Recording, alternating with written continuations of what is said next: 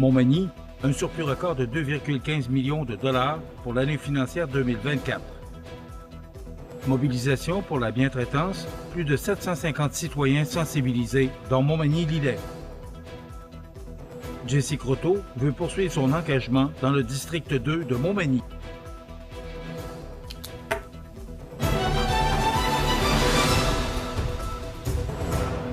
Jeudi 19 juin 2025. Bonjour mesdames et messieurs et bienvenue à votre bulletin régional sur le réseau de télévision CMA TV. La ville de Montmagny vient de clôturer son exercice financier 2024 avec un surplus exceptionnel de 2 153 575 $, une performance largement supérieure à celle des années précédentes. Ce résultat remarquable a été présenté par le maire Marc Lorrain et le trésorier André Lévesque lors de la séance du conseil municipal tenue le 16 juin dernier. Selon le maire Lorrain, cette réussite est le fruit d'une approche budgétaire rigoureuse, jumelée à un contexte économique local favorable. Lors de l'élaboration du budget 2024, le mot d'ordre était la prudence. Nous avions même prévu financer certains investissements par emprunt. Aujourd'hui, grâce à ce surplus, nous pourrons éviter ou diminuer ces emprunts en affectant 1,6 million de dollars à des projets en cours ou à venir, a-t-il souligné.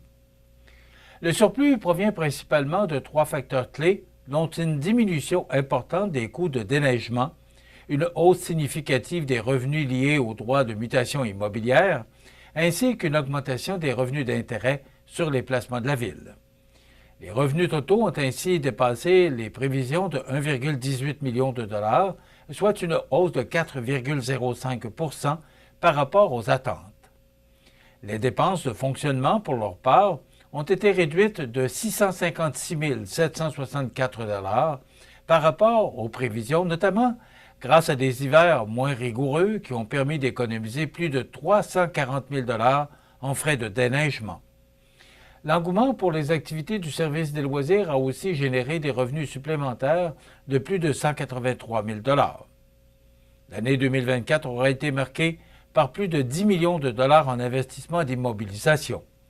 Parmi les projets phares, notons l'agrandissement et le réaménagement de la caserne incendie pour 4,1 millions de dollars, largement subventionné à hauteur de 2,6 millions de dollars, ainsi que la deuxième phase du remplacement des conduites de la 3e avenue, dont le coût dépasse 2,5 millions de dollars.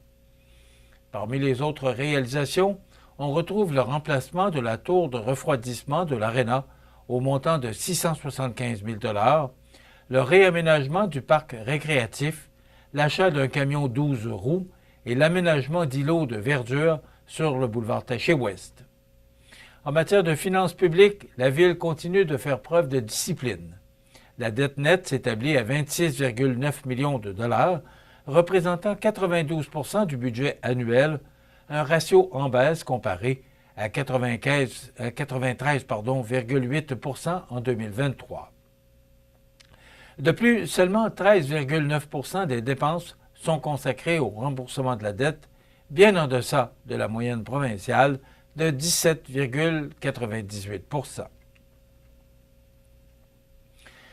À l'occasion de la Journée mondiale de sensibilisation à la maltraitance envers les aînés, soulignée chaque année, le 15 juin, une mobilisation concertée a eu lieu dans les MRC de Montmagny et de Lillet.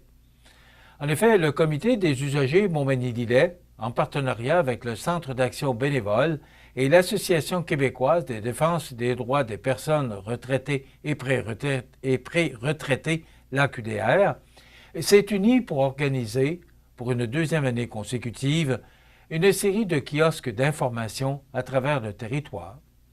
Les activités se sont tenues les 12 et 13 juin dernier à des endroits stratégiques pour maximiser leur portée.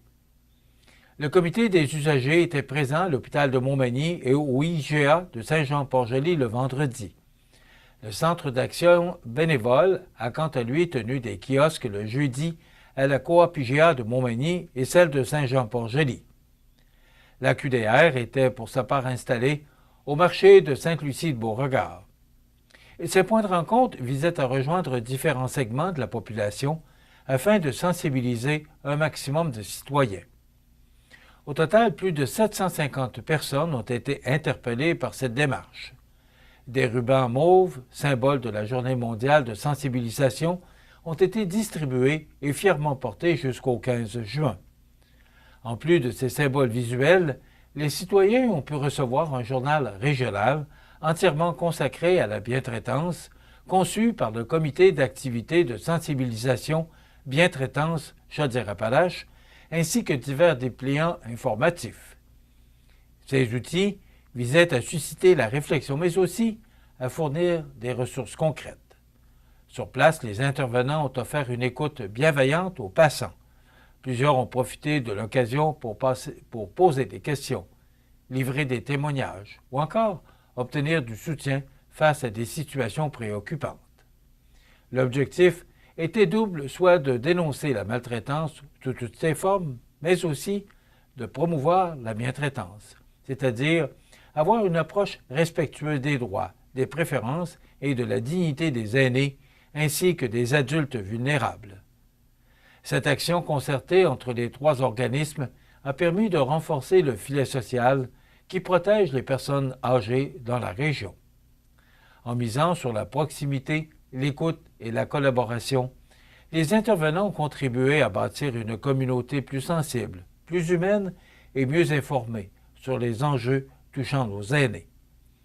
Le message est clair puisque chaque geste compte pour assurer un vieillissement dans le respect et la dignité. Jessie Croteau veut poursuivre son engagement dans le district 2 de Montmagny. Tous les détails après la pause.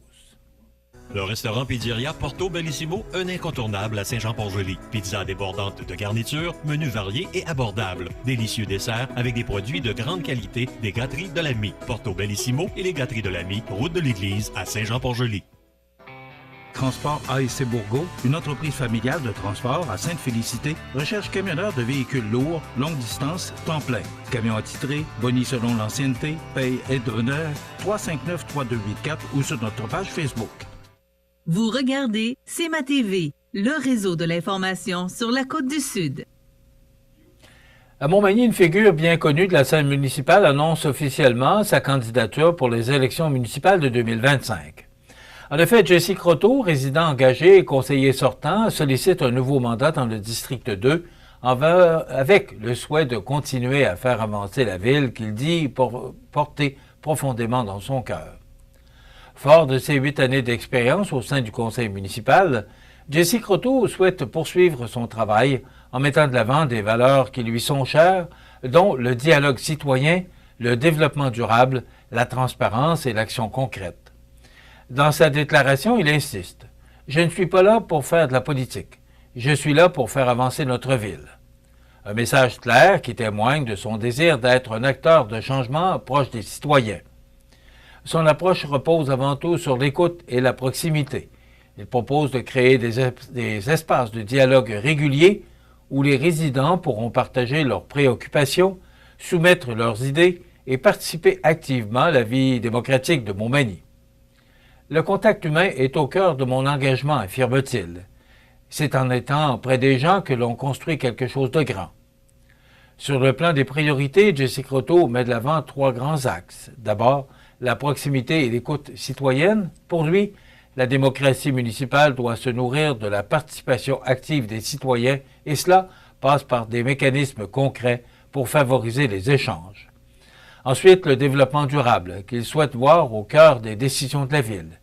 Il propose des actions concrètes pour améliorer la qualité de vie des citoyens tout en respectant l'environnement. Enfin, le dynamisme économique et social figure parmi ses préoccupations majeures. Il veut encourager les entrepreneurs locaux, soutenir les associations et faire en sorte que Montmagny soit une ville où les projets prennent vie grâce à la collaboration entre tous les acteurs du milieu. Jessie Croteau invite les citoyens du district 2 à participer activement à la campagne en partageant leurs idées et à faire entendre leur voix. Et conclut son annonce en appelant à une mobilisation collective. Ensemble, faisons de Montmagny une ville à la hauteur de nos ambitions. Avec cette candidature, Jessie Croteau se positionne comme un homme d'action, fidèle à ses engagements, déterminé à travailler pour une ville solidaire, innovante et à l'écoute de ses citoyens.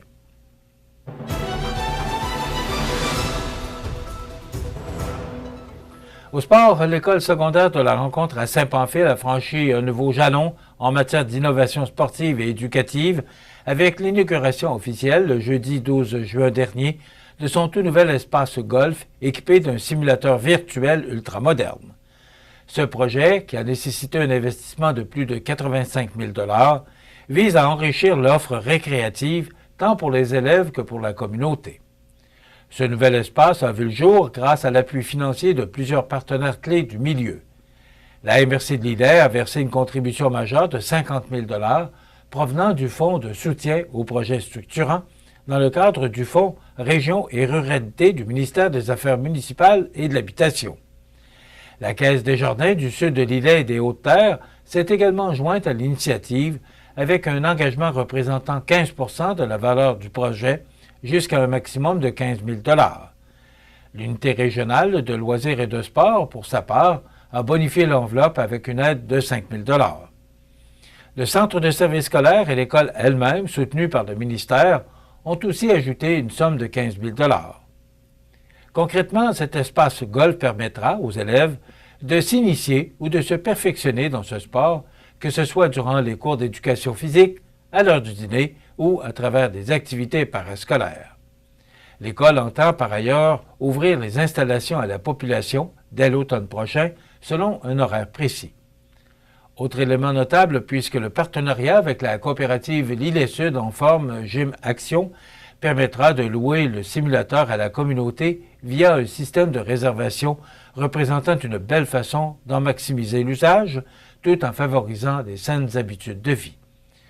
Le simulateur virtuel installé dans l'espace golf offre des fonctionnalités de pointe.